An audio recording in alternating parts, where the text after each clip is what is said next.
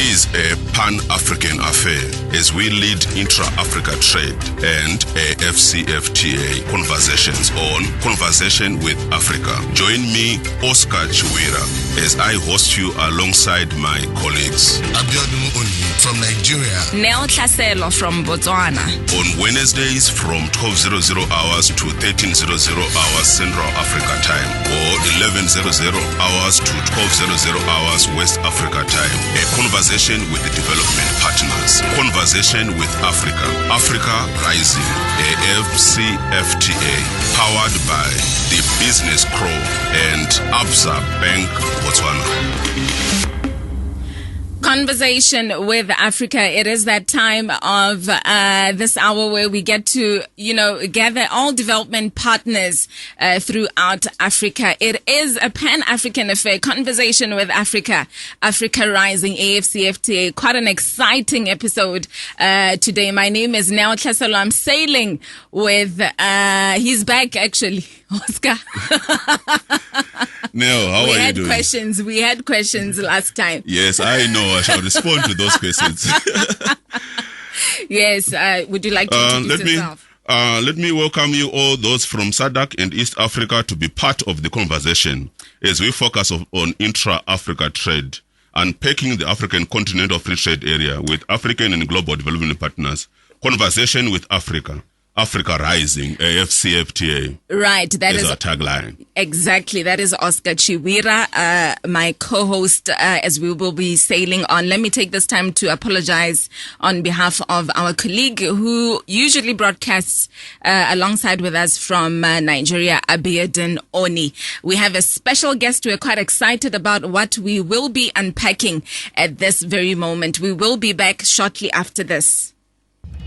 It is a pan-African affair as we lead intra-Africa trade and AFCFTA conversations on Conversation with Africa. Join me, Oscar Chiwira, as I host you alongside my colleagues Abiodun Oni from Nigeria, Neo Tlhaselo from Botswana. On Wednesdays from 12:00 hours to 13:00 hours Central Africa time, or 11:00 hours to 12:00 hours West Africa time. A conversation with the development partners. Conversation with Africa. Africa Rising.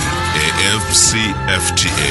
Powered by the Business Crow and Absa Bank Botswana.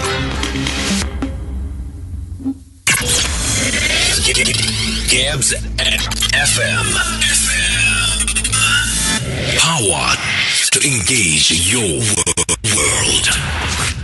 Broadcasting live from Gaborone, Botswana is Conversation with Africa right here on GAPS FM. Let me take this time to thank all the development partners who have been tuning in through GAPS FM's live stream across Africa and the globe. Oscar, it is always quite humbling. We launched this program in April, but the support, it is so phenomenal. And we really take this time to appreciate the Pan-African gathering at this very hour. Oscar is already welcomed our development partners in the entire region, and also those who are in the diaspora.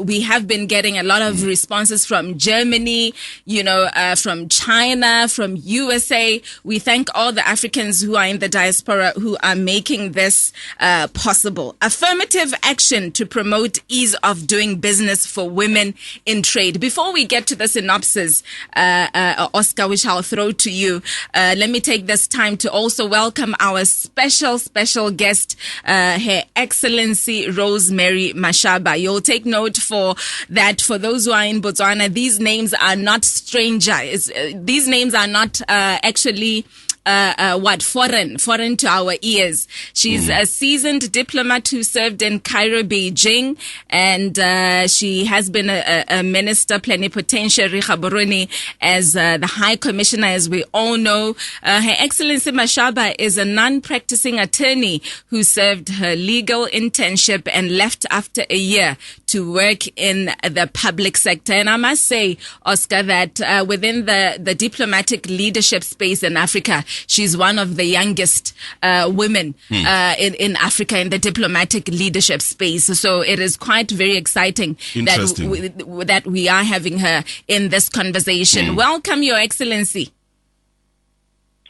Thank you very much, Neo, and hello, Oscar. Your Excellency, how are you doing? Pardon? I say, Your Excellency, how are you doing? I'm doing great. I'm doing quite great. well. It's nice to be having you in this show. Yeah, thank you very much. Thank you very much. Affirmative action to promote ease of doing business for women in trade. Be a part of this discussion. 14962, that is your local line if you're in Botswana. If you're outside Botswana, +267 3956 962 is the number to call in.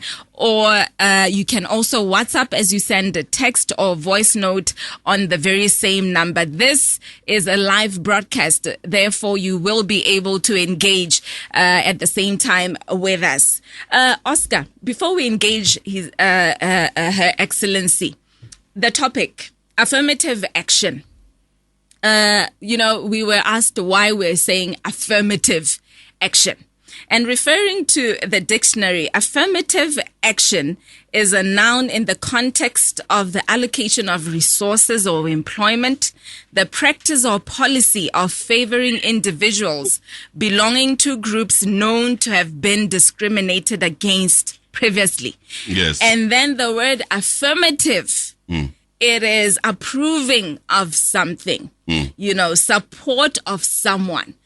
We are deliberately segmenting these words so that there's an appreciation as to why we're using these words, to structure our topics. I know you're a dean of commerce and you're quite particular. You are a dean. You are in the education. I know that is very important. You're quite what you are doing. Yes. Let me throw it to you to lay the foundation for us. Then we engage with Her Excellency.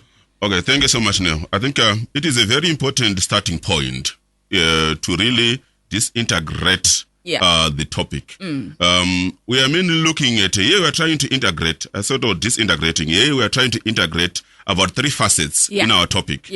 We have got key terms here. That is affirmative action. Correctly so, you have actually defined it in a very correct manner. And we have got intrinsic in our topic. We have got ease of doing business. What is ease of doing business? That is a core component also that is intrinsic in our topic. Yes. We have also a very interesting aspect as we'll be engaging with the excellence. We want actually to unpack all these things. Women in trade. What do we mean by women in trade? So we have got affirmative action, easy of doing business, and women in trade. Yes. So these are the areas that we are going to be focusing on as we'll be looking at this conversation with Africa. And to our audience, our participants, when we are saying conversation, we are saying talking with Africa.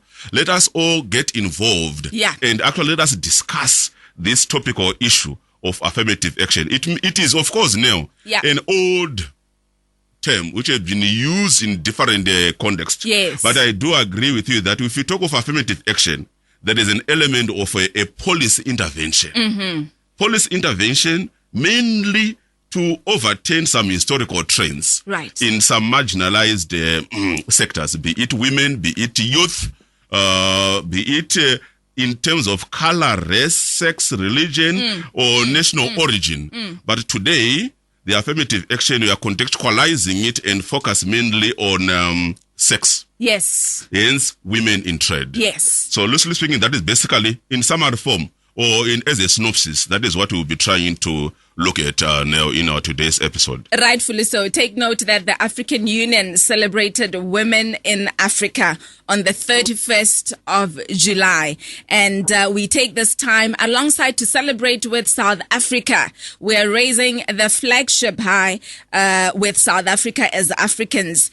You'll take note that in 1956, women marched to the Union Building in Pretoria to protest. Hence, also, we are quite honored to have Her Excellency Excellency Mashaba. And as we take off engagement with you, Your Excellency, before I throw to Oscar also to engage with you, would you just like to give us an appreciation of, the background about the undertaking that happened in 1956? No, thank you very much, Neo. And thanks again for raising such important topics. And most importantly, trying to create a linkage, around the issue of women empowerment and affirmative action and what it means for having women in business, in commerce, in Africa. Yes. So we have seen in the context of history that the women always, most of the time, play the role of a caregiver. A caregiver not only to the immediate family, to the community, but also in the context of national politics. Right.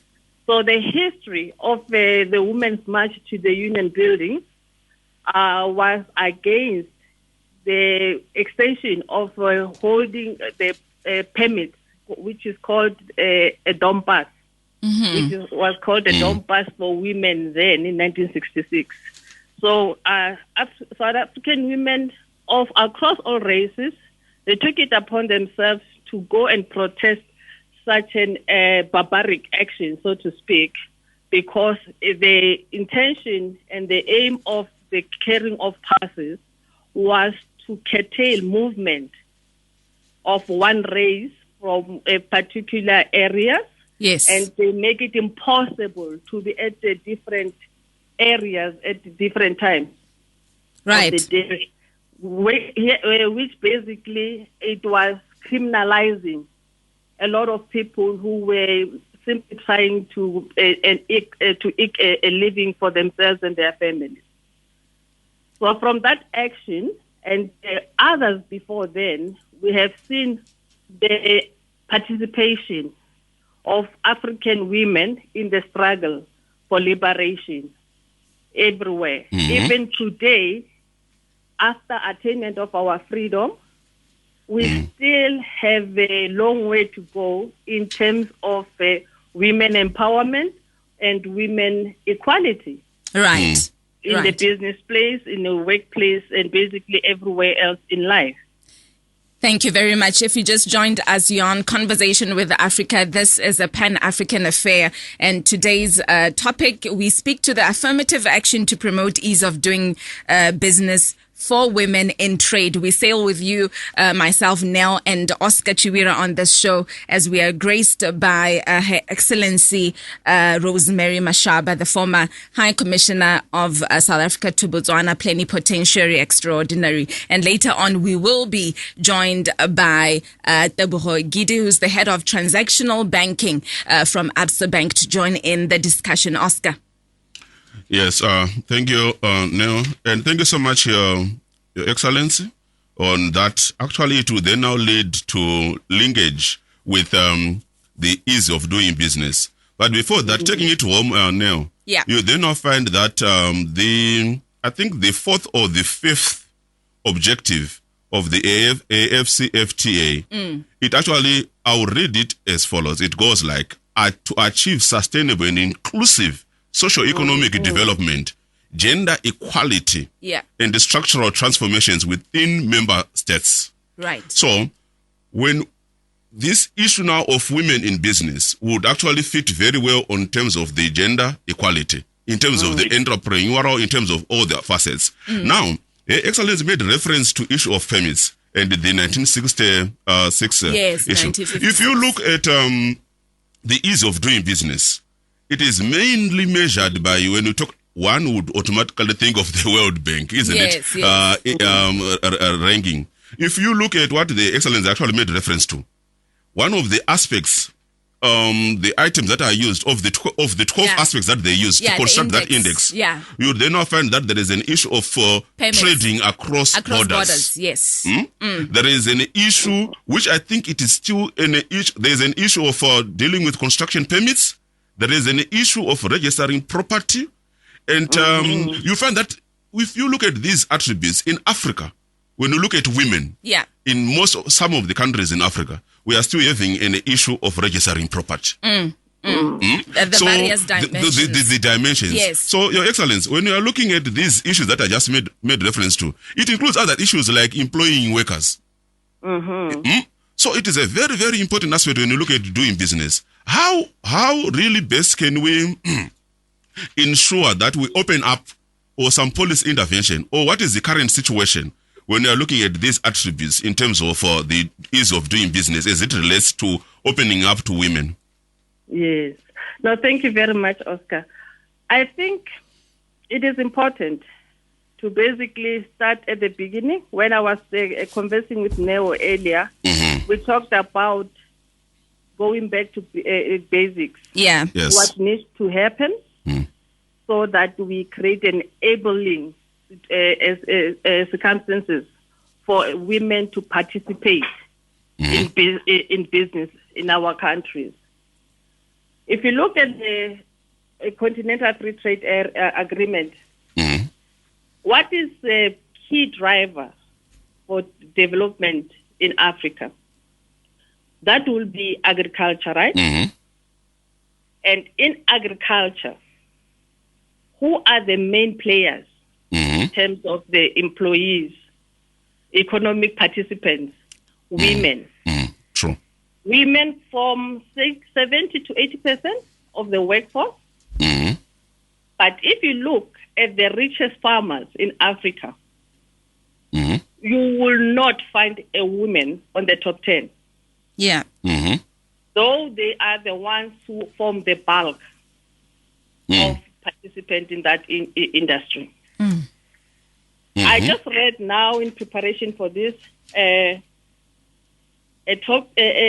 article about the Stripe Isiwa from Zimbabwe. He says that if he can have it again, if he can have a go again at starting his business, he would concentrate on agriculture because that is the mainstay of our economies. Yes. And that being a mainstay of our economies, it means that the most marginalized group would then have to have a voice for the Continental Free Trade to work. So if you have a 80% employer that is neglected and the 70 to 80% of the employees are not being represented as they should be in that industry, then you are having a flawed system which will come out with flawed, interventions and flawed results. So we need to see from where we are standing. When you mentioned in your introduction the issue of youth and women, Africa has 60% of its population as the young men and women. Yes.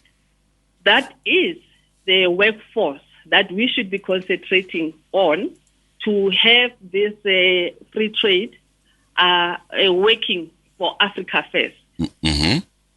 So we must make it inclusive. Governments must be willing to have policies that are meant for the whole, the cohesion of the countries and our business people, including women and the youth. So if you are looking at all those steps, you are having a flawed system where intra-Africa trade, at this point, as we speak now, it stands at less than 20%. Yes. And you are having agriculture as the biggest employer in the continent. And in that, the biggest sector, employment sector, you are having 70 to 80% not properly represented. So what do you think the outcome will be? Right. In 20 years, 50 years, and 100 years to come? We are going to see more disparate gaps in the economies, and we'll see that we would not be attaining what we set out to do All these, the 5 factors that the Continental Free Trade is mentioning, opening up free movement of goods and services, ease of doing business, and all those. They are building blocks that are anchored and should be anchored in regional blocks. Right. So that different countries' cross-border trade can happen. Exactly. The role of government is to enable the private sector to be able to move from one place to the other. In my years in Botswana, we're engaging actively with South African Business Forum. And in each and every meeting without fail, what will come up will be the frustrations that businessmen have when they try to cross the border. While we are still there, Your Excellency, will continue in other issues. Let me just welcome other development partners. I see on our Facebook on Conversation with Africa, there are some comments as well that are rolling in, which shows that some have just joined in. Affirmative action to promote ease of doing business for women in trade. Be a part of the discussion. 14962 is the local line, plus 267 3956962. That is the number to call in studio, and the WhatsApp line. And take note that in just less than 3 minutes, we will be joined by Tebogo Gidi, the head of transactional banking from the corporate and investment banking division at Absa Bank Botswana. Take note that they are also our partners in Conversation with Africa. Maybe just to engage in Your Excellency for a second before we actually go for a short break, as we also get Tebogo to join us. There is also an issue, Your Excellency, on the lack of specific methodological focus on the economic role of women in the context of doing business, which then ultimately decreases the scientific value, social relevance, and political effectiveness of its measurement and ranking system. You'll take note that Oscar did mention that usually when we speak to the ease of doing business, we quickly also rush to the ranking index. Okay, there's a caller. Let me just get in a caller.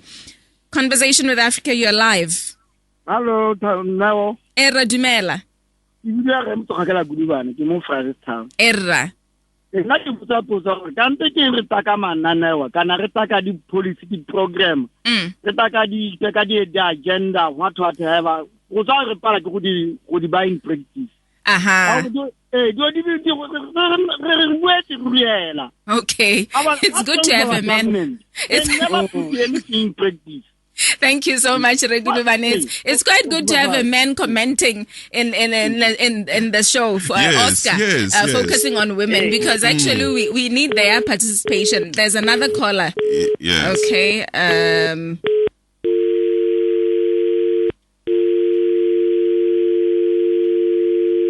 Okay. All right. Apologies for that. Are we clear? Okay, we are clear. All right. Reguluban, Oscar, did you hear him? Should I translate? I heard him so well. I heard him so well, but you may go ahead. Yes, but let me translate, because we do have development partners who have joined in who are actually, who do not speak Setswana. Reguluban is saying that there are so many policies, but there's non-implementation. Yes. Basically, Your Excellency, a quick one, then we go for a short break. We do have a lot of policies, and most of our countries actually have the best policies in theory.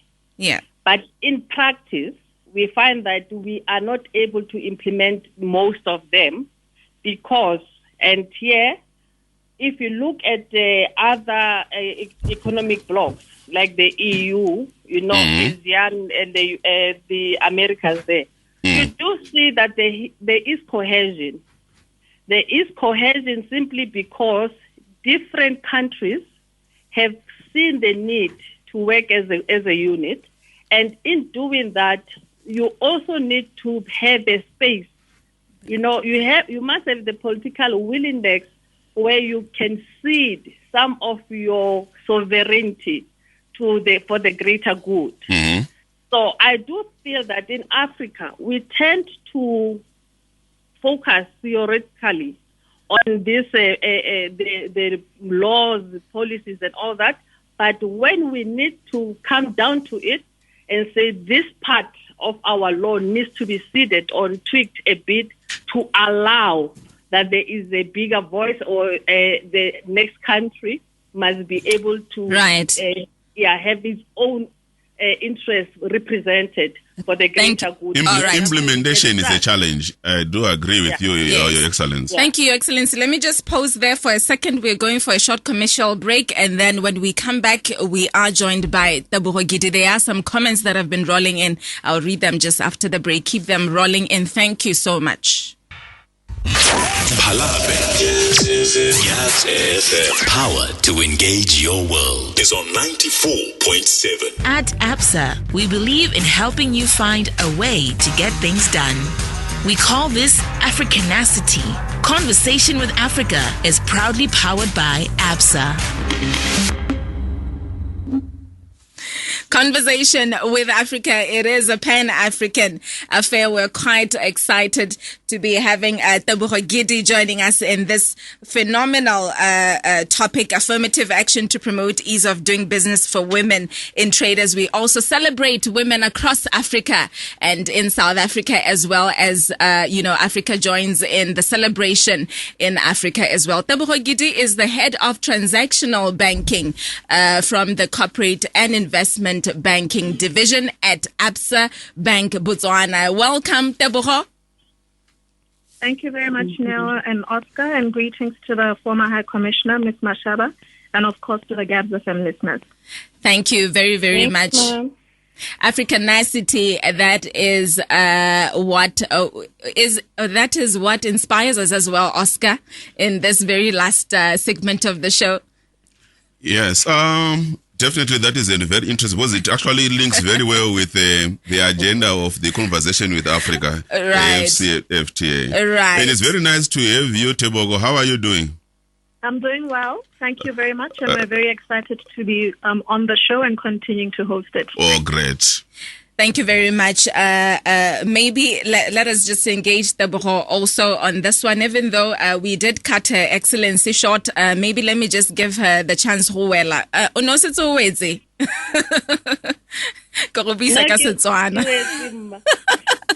Thank you so much. And let me just invite in the listeners to keep on sending in their comments. Maybe before I read them, let me just engage also Teboho on this one. Teboho, we are speaking to affirmative action to promote ease of doing business for women in trade. And I'm sure you have been also listening to how the conversation has been flowing. We have been touching on quite a number of things. And I would like to bring you to this point, especially on the ease of doing business focus, which we oftentimes, also look into the index as provided by the World Bank. Oscar did mention earlier on that, one of the indicators within the index also speaks to access to finance, as well as one of the indicators that are meant to measure the ease of doing business. Being a bank, as well as ABSA Bank Botswana, speaking to the ease of doing business, especially with regards to access of finance,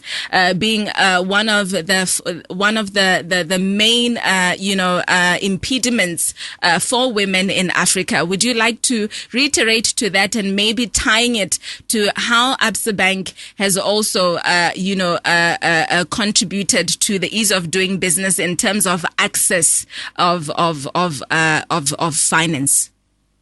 Mm-hmm. Thanks, Nell. So I think you've said a lot. I'll start with the point on affirmative action. In very brief terms, and I think the gentleman that called and, the discussion, I have been listening. Yeah. A lot of what we're speaking about is how do we make sure that with everything that we have, specifically on the Africa Continental Free Trade Area Agreement, we start to see some level of progress. It's really going to sit on the policies and the practices that we are going to be bold enough to deploy. And we have to be bold it's not easy to move something as massive as a free trade agreement in a continent like Africa, where we note the challenges and we equally note that these are blockages to opportunities. So I think when I just take the context of our country in Botswana, where we have seen a drive in the citizen economic empowerment, we've seen some form of shareholding being relaxed or relieved in order to include citizens. And the context of women needs to not be any different. If we're going to grow and create an ease of women doing Africa in trade, we need to take those that are experienced, create a platform for them to invite and include women and youth, and then take them into these businesses that they are experienced in and that they have been working on for them to eventually be able to be standalones at a later stage. Now, when we talk about ATSA and what we stand for and what we're here to do, I think it's part of what we have been doing in terms of recognizing that the African Continental Free Trade Area Agreement is really a base or a platform to which we need to, and the former High Commissioner said it is building blocks. It's a building block. Each of the countries needs to say, where are we going to start? What is it going to be? And what will it look like? Right. And the first thing that we need to recognize is we keep on referencing the point on financing, and finance is there, or access to finance can be available. It really is going to be dependent on what kind of funding do we have. So if you take Botswana, for example, you've got your NDBs, you've got your CEDAs, you've equally got all the banks, you've got ABSA as well, being very, very clear on what role we want to play in supporting women, in supporting SMEs and taking them across Africa. But the most important thing is going to be, how do we sustain these businesses beyond just providing finance? I hope that answers the question. Thank you so much. There's some SMSs, Oscar, that have been rolling before I give it to you to engage our guests. Thank you, Neo Tlhaselo and Oscar, for the topic. In Botswana, the ruling party, because of low esteem leaders, we never take affirmative action seriously, or as a there's a bit of a breakage on this text. Kindly please resend so that I do this SMS justice. Okay, so it for now it just broke. It ends there. And then the other text says, "Are we still on Stone Age times?" It's just like an Oscar. Let us understand the Stone Age time. What is it? In terms of women lagging behind, in terms of activities, or what is the Stone Age? I can't answer on behalf of a listener. But I think somehow we can try to contextualize it. Yeah. Let us actually start hitting on the Stone Age. If you check Rosemary Mashama, she made reference to an interesting point. I want to go to the issue of the Stone Age. Yeah. Most of the African countries, we're mainly agro-based in terms of our economic development.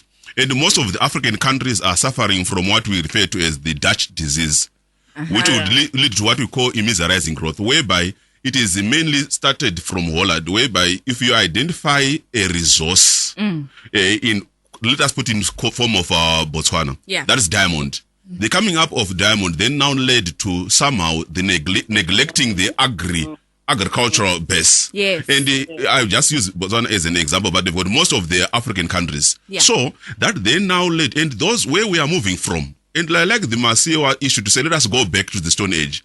That is where we had representation of these now marginalized. Because we are now focusing on the identified resource, which does not create, which creates minimal employment, which creates minimum representation of some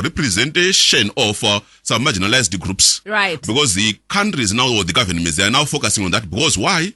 These are cash cows in terms of generating income. But now in terms of a solid economic growth or development, economic development, where you look at a lot of some facets, it then now excludes active members of the society, which are employment and others. Now, coming back to Tebo, if you look at the banking side, we are looking at this aspect of, if you say access to finance, literally we are looking at getting credit. Yeah. Now, getting finance or credit, let's talk a little bit about the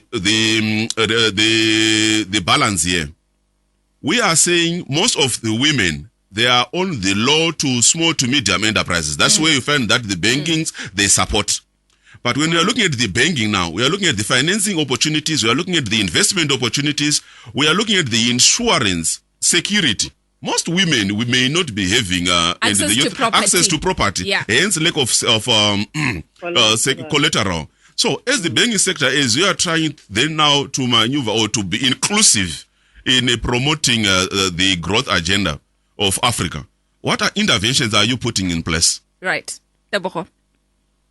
Thanks. So to start off with, and thank you very much for noting that women generally tend to start very small. I have noted as I was preparing the leaders in crowdfunding, Motelo, as we call it here at home. A lot of the many products, we don't underestimate the sales of Tupperware. It really starts as a base of what prepares our women to eventually grow the businesses that they eventually lead. And we do have very strong businesses that are led by women, and they have become very, very sustainable. The reality is we have strategic partners as banks that we have established to be able to make sure that right across the chain, we're able to support in whatever level, regardless of whether it being purely credit, financing, or just being able to facilitate the movement of trade and the safe receipt of goods in countries where there's cross-border, equally even the facilitation of funds. So when you speak about SMEs, you've got your greenfield where it's a project that is purely new, and the partners that we have are mostly in development government development organizations, and I think I've spoken to one or two, particularly in agriculture, where we work with them to make sure that they provide the right, can I say, startup capital or startup funding, because I think we exist and facilitate so many levels of a business setup to make sure that at the end of the day, we have the right level of funding at the right stage of a business. When it gets to what banking can do, absolutely banks support SMEs, and we continue to grow SMEs. We are very focused on agriculture, and I think it has been mentioned in that. And we equally have other associations, particularly for export and manufacturing, where we make sure that we work with these agencies, not only to bank our clients, but to make sure that we understand what sort of commodities and goods are sought out for outside of Botswana, and we can help them to take their goods outside of the countries.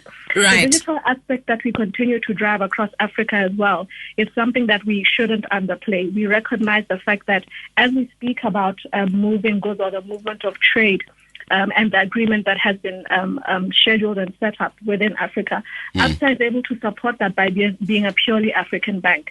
And I know we had a conversation 2 weeks back, fortnightly, when we said we have always been in discussions of how do we provide funding? And I think we have mentioned that, we tend to require collateral, and there are partners who are able to factor and support our SMEs, and we work with these partners to make sure that our clients can be supported. What we're interested at the end of the day is the responsibility of a sustained business, and not to be able to be everything to a client, if that's making sense. Historically, if I can use the Stone Age that a caller used earlier on in the Stone Age banking, a bank would want to hover over a client and do absolutely everything. In today's age, we're able to point you to the right direction and to the right investors. What I do note, though, is the level of private investment can increase for our SMEs, and that is an area that we need to open up for. And equally, investors, particularly international investors, are also looking at Africa and saying we want to grow. And there's no continent right now that is growing as fast as Africa is growing. And we just need to create the platform that shows them where to invest. And then Africa will boom and grow. They will help us set up the policies that we want to work with, and these will be established and experienced entities that can take us to grow this. But it takes a very bold understanding of what we need to get to, and to also align on what we're trying to do. We're trying to harmonize societies in this case by bringing in women and youth, and it is not to take away from our men. Right. Affirmative action to promote ease of doing business for women in trade. Take note that this segment is proudly brought to you by ABSA Bank Botswana. Conversation with Africa Rising AFCFTA. Be a part of this conversation. We are celebrating women. You'll take make note that African Union has set aside the 31st of July as the day to celebrate women in Africa. However, celebrations have spilled into the month of August as we celebrate alongside South Africa as Africans, and we're quite honored to be having Her Excellency Rosemary Mashaba and Tebogo Gide from Absa Bank to join in the conversation. There is a caller. Conversation with Africa, you're live. Hello. Dumela re. Ke bua ne ga beke nna me ke kwala ka Stone Age. Neolo go re bone mo di banke ba tantse ba akanya ka batho ba Stone Age. Ba tantse ba akanya la gore batho ba ka nola madi ke makgowa. Make for example, go tsena na ka tsa masolela bo ba nela diloni ba ga man ba ga property. Botswana ka tsoga le go dimo mo go maka. Jana ba nela madi ba reka dikolo tsa di second hand. Go mo go akanya bone bo Stone Age. Ile ka 1985 rona re kopa di loan ba di bank ma ba gana tota until go ta general commander kana ba khona go ba convince ya go ba simula go re nela madi. Ra utla re gule ba no ntse masolo kumpene tsone di duela go di le kgwedi di tudisi wa bona mekana no re bua ka basadi yana wa ipelela kana o buelela mosadi wa gago re bua ka basadi gompeno kana o buelela basadi go na le basadi ba masole okay. All right. Okay. Thank you so much, Reguluban. I really appreciate that. O tla itsebogela Tebogo. Okay. Thanks now. All right.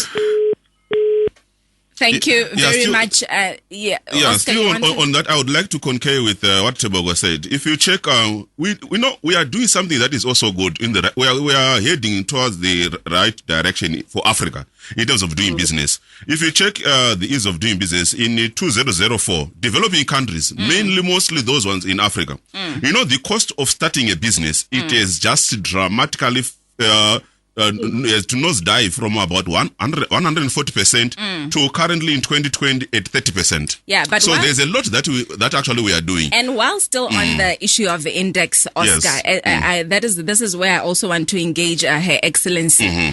However, also, quite a number of analysts are saying that, the doing business or the ease of doing business methodologically lacks an explicit focus on gender issues related to regulatory reforms.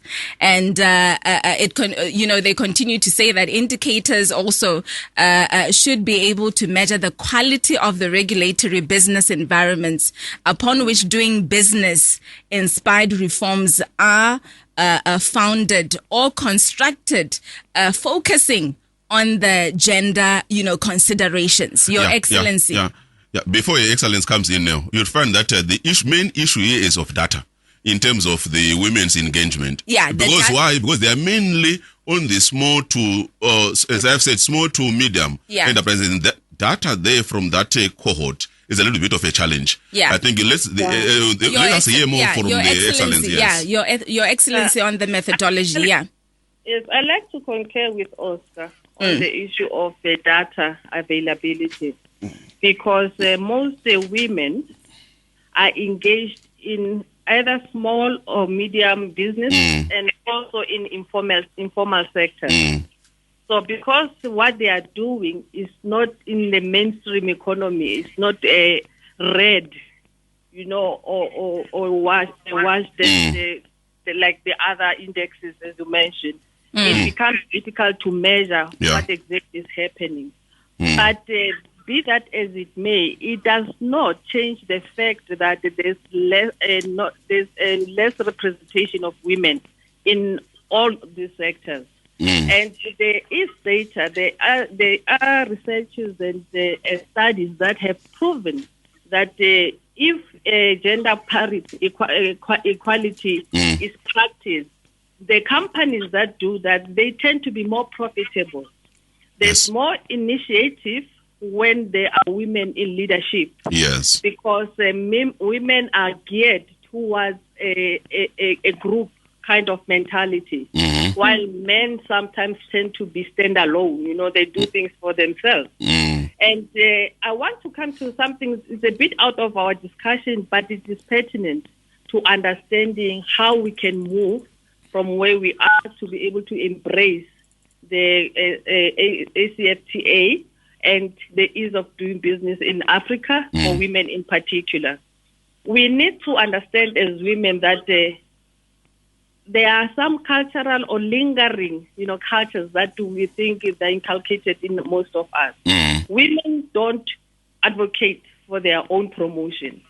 Women don't advocate for a higher pay. We still believe that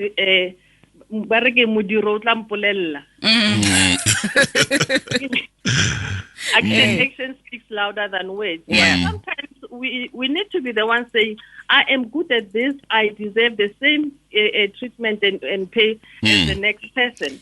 Yeah, very, very important. Your Excellency, I'm going to have to cut you short because we're left with 4 minutes, and I would like us to just, engage with you and Tebogo on 1 or 2 points before we say goodbye. However, let me read some messages, otherwise I'll be in trouble with my development partners. Please keep sharing in your SMSs. I like to see Her Excellency Mashaba standing for South African presidency. That's a message that got in. There you go. You have a vote of confidence, madam. Imbogodo. As I raise my hand high, Imbogodo. Yes. There's another one that just came in from Mike. Your SMS just cut, my dear. If you can kindly please resend. I'm trying to refresh here our system. Hopefully it will come in before the show. Then I read that part. I think we need to also engage. I think we have done a lot of assessing the environment, Oscar. Now let's speak to the affirmative action that we need to see coming forth. No, just also. I think just that simple question to both our guests as we close. We're left with 3 minutes. The affirmative action, starting with Tebogo. Thanks, Neo and Oscar. I think I mentioned it in one of my very first comments.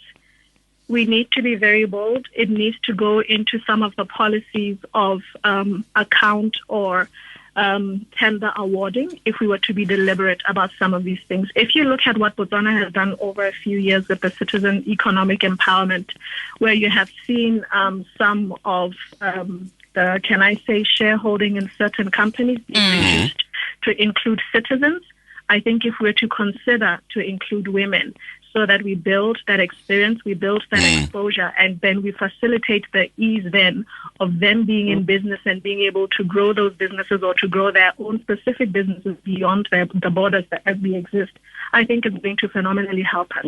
The second thing that we need to do, and it goes very well with what the former High Commissioner said, is we are not taking away from our men, and we need to make sure that this is to create harmony and not to displace men. Yeah. When we recognize the quality of bringing a woman onto the table, is that we're certainly recognizing the traits that we need in order to holistically build sustainable economies and therefore start with building sustainable businesses as well. What we need to therefore do is recognize that men are to facilitate the growth of women, and not that women on their own can facilitate that growth themselves. So it really is to say, can men take women with them? But it does not mean that our women are not independent enough to move forward. Right. We recognize that our women have been raising our children, have been spending a lot more time in the domestic environment, and that continues to be our role.